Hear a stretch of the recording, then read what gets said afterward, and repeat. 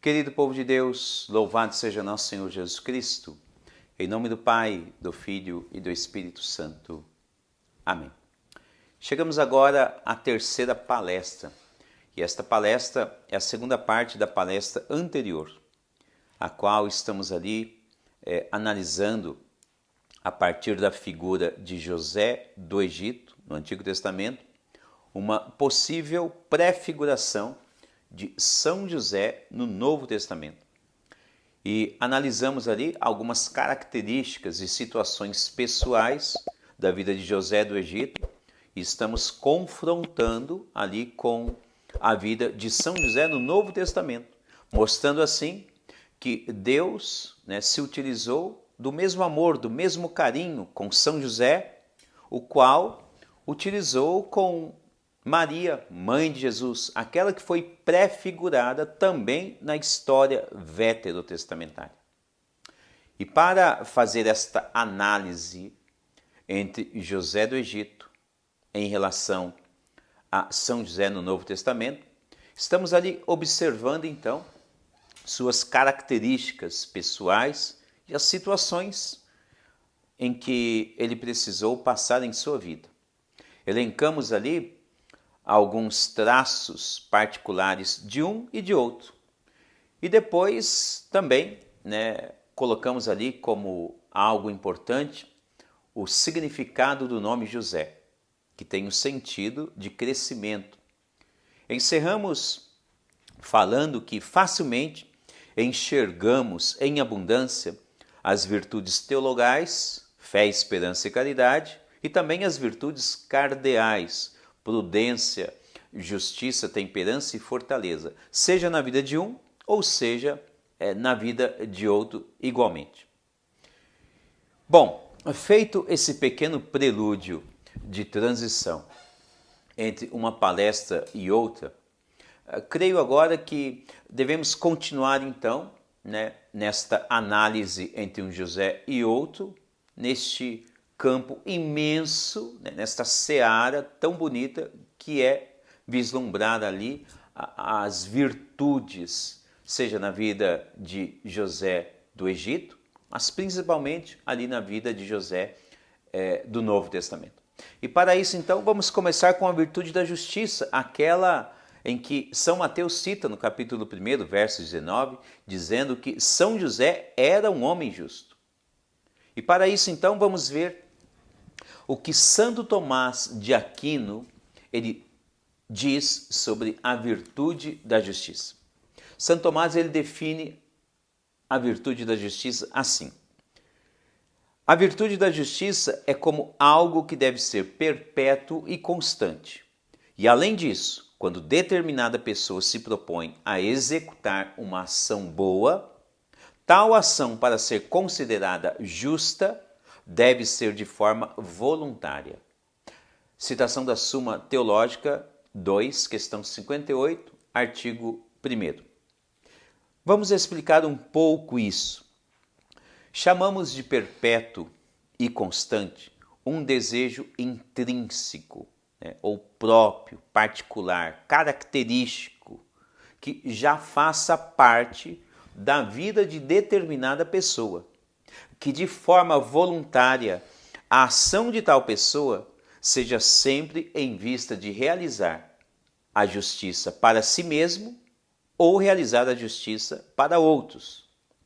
Preste bem atenção. Ao contrário disso, uma ação que leva ao seu centro a vontade de ser justo não deve ser involuntária, pois isto descaracterizaria a perpetuidade e constância que é assinalada na definição de Santo Tomás de Aquino. Eu creio que ficará mais fácil de você compreender esta definição a partir dos exemplos que vamos citá-lo agora. Vamos utilizar já São José como o exemplo principal. Repare bem que aquilo que Santo Tomás está definindo como perpétuo e constante através de uma ação voluntária, nós vamos enxergar facilmente na vida de São José. Como, por exemplo, lembremos o contexto, o qual Maria, sua futura esposa, já se encontra grávida pela ação do Espírito Santo. No entanto, ele ainda não sabia. Tá? Então, o que acontece? Ele, preocupado com todo aquele cenário, depois ele vai, adormece, né? Deus envia um anjo, São Gabriel Arcanjo, e avisa ele, em sonho, para não temer, né, o que aconteceu com a esposa dele, Maria, que o que ela vai conceber é por obra do Espírito Santo. Note que quando São José, ele tem ali uma clareza sobre o que está acontecendo com a futura esposa dele, ele voluntariamente, o que São Tomás de Aquino está dizendo, tem que ser uma ação voluntária. Voluntariamente, ele diz sim a Deus. Ele diz, eis-me aqui. Então, ele vai se tornar esposo da Virgem Maria e pai putativo do menino Jesus. Já dentro deste mesmo exemplo, tem um segundo, né, o qual, ele se tornando pai adotivo do menino Jesus, em todo o tempo, ele torna esse sim dele, essa ação voluntária, perpétua e constante. Em nenhum momento da vida, São José, ele decide regressar, voltar para trás e dizer não a Deus. Sobretudo quando ele encontra desafios. Mesmo diante dos desafios, né, lembremos aqui o momento o qual o rei Herodes mandou matar as crianças abaixo de 2 anos de idade. Mais uma vez, Deus avisou São José em sonhos e ele precisou sair ali de sua terra e ir para o Egito. Mesmo diante de desafios como este, o sim de São José, ele foi perpétuo e constante. Não ficou indo e voltando. Aqui é importante para nós, né? Na nossa vida diária como cristãos, quando assumimos um compromisso com Deus. Olha aqui exemplos já partindo do estudo sobre a vida de São José. Assumimos algo com Deus. Então, se é um compromisso sério, tem que ser para todo o sempre. Assim São José fez. Ao lado disso, observamos também claramente que quando São José ele assume ter uma vida casta ao lado da Virgem Maria, né? Recebeu de Deus o dom da castidade. Então você nota que este comprometimento a Deus também se tornou, né, uma ação perpétua e constante. Ele viveu ao lado da Virgem Maria e não tocou nela corporalmente. Isso é fácil de entender porque basta folhearmos aí alguns documentos do magistério da Igreja. Vamos aqui pensar no Concílio Vaticano II, né, ali principalmente na Constituição Dogmática Lumen Gentium, lá no seu capítulo 8º, quando escreve sobre o mistério de Maria na vida de Cristo e na vida da Igreja. Então, ali é colocado às claras que a Igreja professa, né, em fé, que Maria é virgem antes do parto, durante o parto e após o parto. Significando o quê? Que nenhum homem tocou nela corporalmente. E quem era o homem que estava ao lado dela? São José. Então mostra, né, que este sim de ser um homem casto para Deus, né, ele teve uma ação perpétua e constante.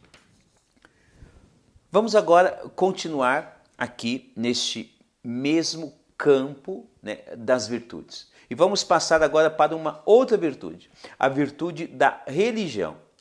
Virtude da religião também facilmente ela é vista na vida de José do Egito, também como na vida de São José no Novo Testamento. Na vida de José do Egito, lembremos ali que a cultura judaica, a partir do Antigo Testamento, eles sempre tiveram um rigor, né, muito sólido sobre a observância da lei mosaica. E basta ali observar alguns dados bíblicos, os quais apontam claramente que o povo ali da antiga aliança, eles sempre faziam questão de passarem as observâncias dos mandamentos, das leis divinas, de geração em geração. Foi um pedido do próprio Deus.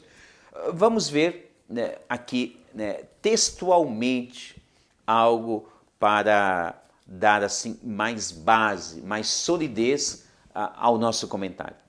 Deuteronômio capítulo 6, no versículo 1, ele diz assim: são estes os mandamentos, os estatutos e as normas que o Senhor vosso Deus ordenou ensinar-vos para que os coloqueis em prática.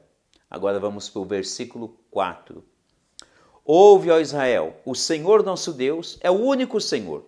Portanto, amarás o Senhor teu Deus com todo o teu coração, com toda a tua alma e com toda a tua força. Que estas palavras que hoje te ordeno estejam em teu coração. Agora, repare bem. Tu as inculcarás aos teus filhos e delas falarás sentado em tua casa e andando em teu caminho, deitado e também de pé. Tu as atarás também à tua mão como um sinal e serão para um frontal entre os teus olhos. Tu as escreverás nos umbrais da tua casa e também nas tuas portas. Repare aqui o rigor o qual o povo da antiga aliança sempre ali tinha como observância os mandamentos da lei de Deus. E não somente isso, o pedido de Deus. Tu a falarás aos seus filhos de geração em geração.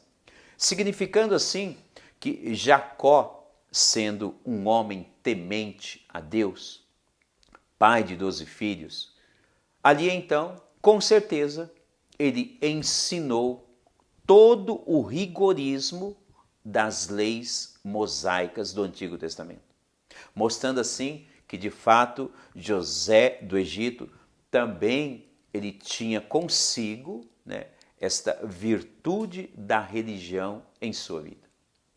Já para José, no Novo Testamento, São Lucas, no capítulo 2, versos 41 a 50, ele assinala algo importante e diz ali que José, ele ia a todo ano a Jerusalém por ocasião da Páscoa.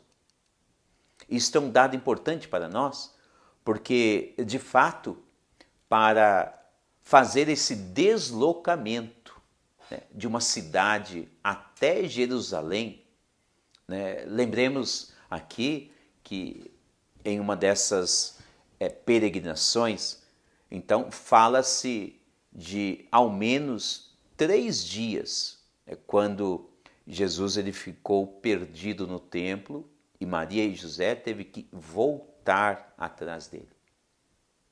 Mostra-se aqui claramente que a distância da locomoção é algo ali desafiador. Basta você lembrar ali que é terra árida, durante o dia sol a pino, sol quente, aquele vento do deserto que carrega muita poeira, à noite um frio, o risco de algumas feras selvagens, enfim. Para fazer um trajeto como este, uma dedicação como esta, é somente ali uma pessoa que realmente tem ali incutida no seu coração o desejo da religião. É o que acontecia com São José.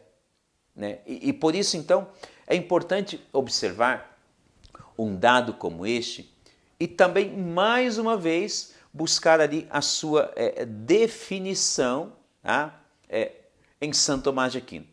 Vamos ver o que Santo Tomás de Aquino ele fala sobre a virtude da religião. Ele afirma assim: a religião é de fato uma virtude E em sua definição, Santo Tomás ele diz que é uma habilitação que torna bom o agente e ação. Ou seja, a religião, ela molda melhor a pessoa e também todas as suas ações. Diz ainda Santo Tomás: tal virtude é uma qualificação permanente ou estável que habilita o agente a praticar bem certos atos com facilidade, repare bem, a praticar certos atos com facilidade e prazer, tornando-os assim capaz de explicar a própria ação religiosa em sua vida. Citação da Suma Teológica, segunda parte, questões de 57 a 122 e principalmente questão 81 e artigo de 1 a 8. Santo Tomás, ele comenta sobre dois aspectos da virtude da religião. No primeiro caso, teremos as chamadas virtudes de veneração. E no segundo, as virtudes sociais, que se dividem assim em dois grupos. O primeiro grupo de virtudes coloca o agente face aos seus superiores. Não é difícil de compreender. Quem são os superiores em primeiro grau? Deus, os pais e as autoridades.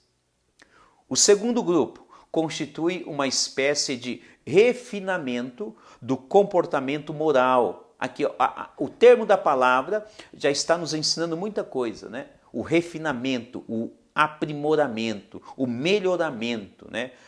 Ou seja, um aprimoramento das atitudes humanas em vista da boa moral, principalmente, aliás, tendo em vista a sua maximização, ou seja, o seu crescimento.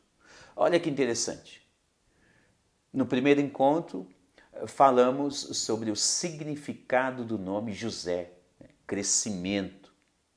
E agora, em uma definição sobre a religião, notamos que uma das vertentes desta definição de Santo Tomás de Aquino, ela se esbarra justamente ali, né, no que se diz respeito ao significado do nome José, crescimento, né? Isso daqui é importante, né, porque parece ser algo meio que simplista, mas é interessante porque você nota, né, que todo o crescimento interior da vida virtuosa, né, seja de um José do Antigo Testamento ou principalmente, né, José do Novo Testamento, você nota ali que tem uma vida, um crescendo, né, uma vida em crescimento espiritualmente falando. Vamos lá. Este segundo grupo pode ser lido como virtudes sociais e são amplamente vistas como a gratidão, tá? A reivindicação, a veracidade, a cordialidade, a liberalidade e a equidade, que vão se traduzir em uma forma eminente da justiça. Olha que interessante. Nos parece que a virtude da justiça, especialmente olhando ali para a vida de São José, se trata como uma espécie de baluarte em sua vida, a qual ele vai ali adquirindo novas atitudes virtuosas em sua vida. E agora, pela definição de Santo Tomás de Aquino, nós notamos que essas vertentes, todas elas feitas no seu dia a dia, né, ações virtuosas, elas também são reagrupadas na virtude da justiça. É interessante observar esses detalhes, porque nós vamos ali alimentando, né, todas essas informações, as quais serão muito importantes já nas próximas reflexões. Vamos aqui ainda caminhar com as virtudes. E agora vamos observar a virtude da piedade. Facilmente enxergamos a virtude da piedade em José do Egito, principalmente naquele momento, né, muito forte, emocionante em sua vida, o qual já perto do final da sua vida, ele perdoa todos os seus irmãos, aqueles que fizeram maldade a ele, né, que tentaram matá-lo, depois foi vendido pelos próprios irmãos, enfim. Você vê ali, né, uma atitude, uma ação piedosa por parte, né, de José do Egito, que perdoa todos os seus irmãos. Agora, em São José, lá no Novo Testamento, nós vemos essa virtude da piedade não somente em atitude religiosa, como acabamos de citar em São Lucas capítulo 2, que ele ia todo ano a Jerusalém por ocasião da Páscoa. Mas eu gostaria aqui que você também enxergasse, né, a virtude da piedade na vida de São José em outras ações de sua vida. E como é importante observarmos isso, pois podemos também ali tomá-las como exemplo para a nossa vida diária. Repare você que São José, naquele momento, o qual eu já citei aqui, quando ele fica sabendo que a sua futura esposa, ela está grávida, né? E é bom pautarmos aqui que a cultura judaica, sobretudo nesta visão matrimonial, sempre foram muito rigorosos, especialmente no que se refere à questão da injustiça quando se comete um adultério, né, ali na vida matrimonial.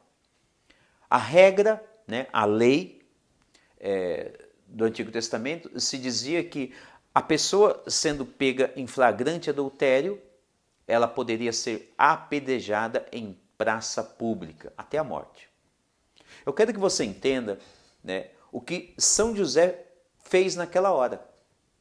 Porque antes dele saber claramente o que estava acontecendo com a sua esposa, né, sua futura esposa Maria, então ele extremamente em uma atitude piedosa, né, ali ele se torna uma pessoa compassiva, ele tem compaixão, é uma pessoa piedosa, em que ele não sai dizendo ou ele vai denunciar Maria que estava grávida. Não.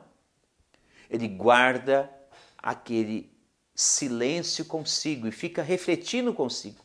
Pois se ele falasse alguma coisa ao povo judeu, ali correria-se o risco de um projeto de Deus de centenas de anos ali e por água abaixo.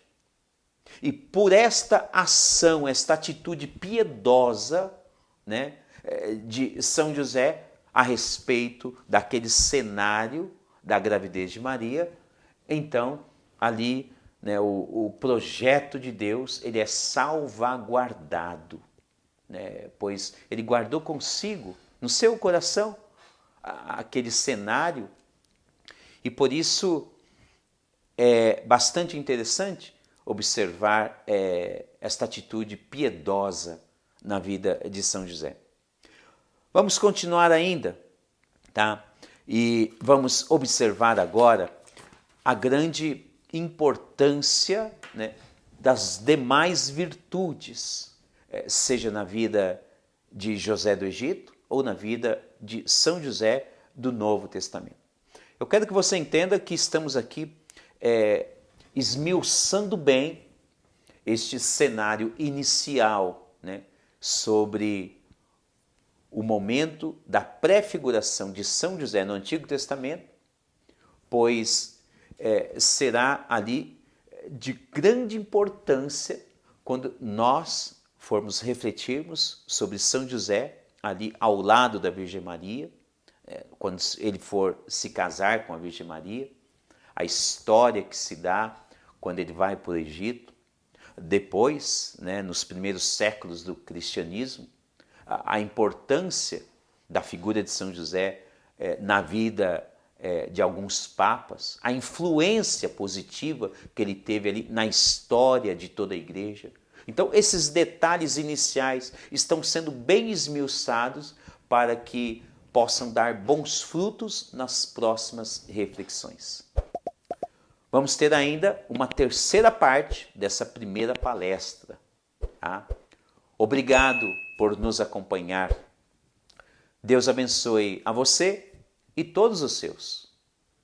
Valei-nos São José e salve Maria.